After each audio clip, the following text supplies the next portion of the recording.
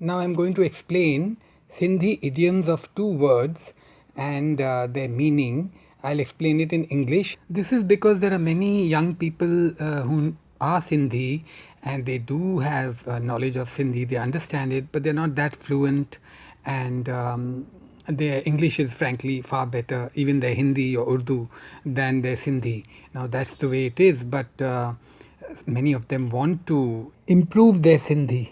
In fact, I was asked by a young person of that kind to explain phrases and idioms and poems or whatever.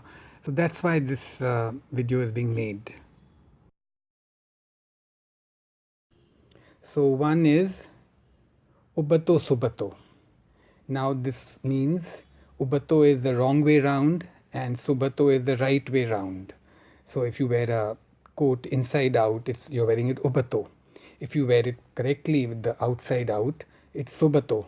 But Ubato Subato therefore means all mixed up or confused. Then the next one is Naundha Namundha.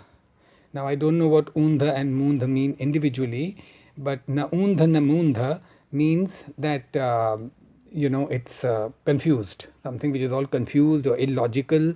So you'll say he cha kayo thi cha thayo thi naundha namundha. So what is this you've made?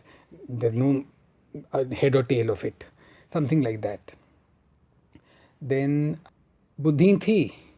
Now this literally means, do you hear me? This is used in traditional households for the husband to call the wife. And she, when she wants to address him, often she would say, Heda. Heda means here. But it's not to be said in English, when you say here, it is a bit peremptory. But in Sindhi, it's not peremptory, it's rather hesitant and soft and polite. Instead of saying his name, she would say Heda, means literally, I suppose, it's here, but it comes to mean listen. That's Heda. Then, of course, Heda Hoda means here, there. Now, this could mean various things. If something is misplaced, you say Heda Hoda Thivyo. If you're going here and there, traveling around, you can also say Heda Hoda. Ma Heda Hoda Pyovanya. I'm going here and there. So that's Heda Hoda. It's a very popular phrase or idiom. Then Ghatvad. This is an important one because I remember my parents, my mother, scolding us. Actually, Ghat is less and Vad is more, but it's used for like back chat. If you back chat, if you speak rudely, if your mother tells you to do something and you argue in a wrong way, in an impolite way, or you speak rudely generally, it's Ghatvat pyo galai. Ghatvad na galai. So it's so sweet. I think of my mother when I Ghatvad na galai. So it's quite a popular phrase. I'm sure many of you, those who are Sindhi, would remember it. So literally it's just more and less, but it means don't be rude, don't talk rudely. And usually to a younger person or a subordinate person. So Ghatvad.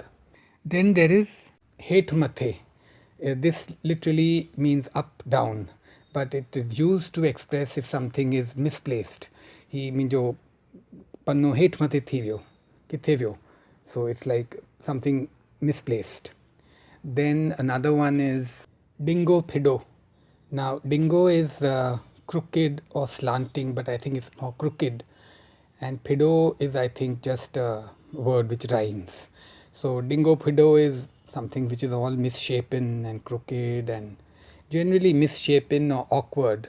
So it doesn't actually have to be crooked, but if something is awkward, you say dingo pido.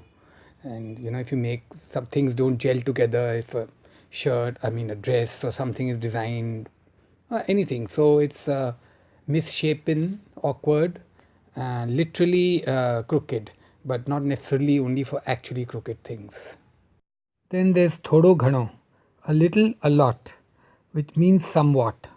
It doesn't mean more or less or almost, it means somewhat. He thodo ghano une mangu raha hai. This is somewhat like that. There are other words of 2 syllables which are quite interesting, but I shall cover them separately because they are not actually 2 words, I think. And anyhow, I hope this was interesting and somebody learned something. So thank you for watching the video and listening.